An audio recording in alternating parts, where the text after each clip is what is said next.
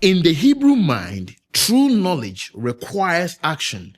To know and not do is equivalent to not truly knowing. King Belshazzar, however, learned nothing from King Nebuchadnezzar's example, perhaps proving the saying, hard times create strong men create good times, and good times create weak men. Belshazzar hosted an extravagant feast. And in a astounding display of arrogance, he called for the sacred gold and silver vessels seized from God's holy temple in Jerusalem. He and his guests filled them with wine, toasted their idols, and openly mocked the God of heaven in an act of supreme defiance. Then the music stopped. The laughter dies. A hand appears out of nowhere, writing mysterious words on the wall. Terror strikes the king, and he awakens from his drunkenness. What I always say when I read this part of the Bible is that when God sends a memo, even if you are drunk, you will notice and you will acknowledge receipt. And Belshazzar did. The wise men were calling, but they couldn't understand. Finally, Daniel is brought in.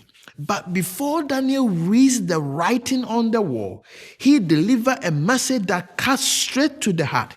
He reminds Belshazzar of his ancestor Nebuchadnezzar. He recounts how Nebuchadnezzar, in his pride, was humbled by God, driven out to live like an animal, until he acknowledged that the Most High God rules over all kingdoms. And then comes the devastating indictment from Daniel to Belshazzar.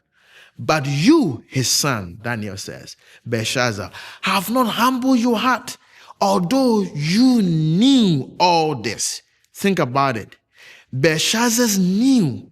He wasn't ignorant. He had seen and heard about God's mighty power. He knew the story of Nebuchadnezzar's pride and his eventual repentance.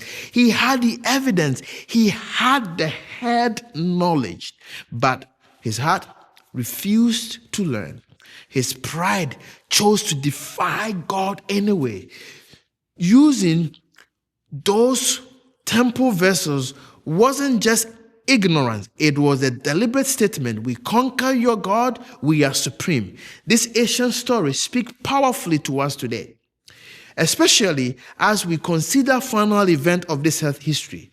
The Bible tells us that in the end times, people will have the opportunity to know the truth. God ensures his message goes out. The evidence will be available. But just like Belshazzar, simply knowing the truth won't be enough.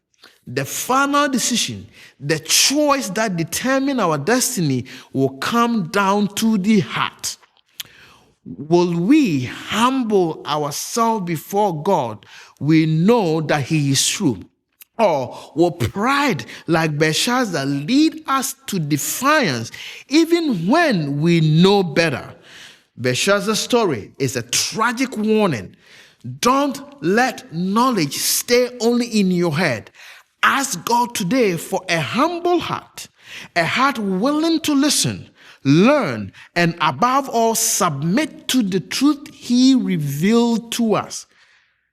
That is the heart that will stand when everything around us falls.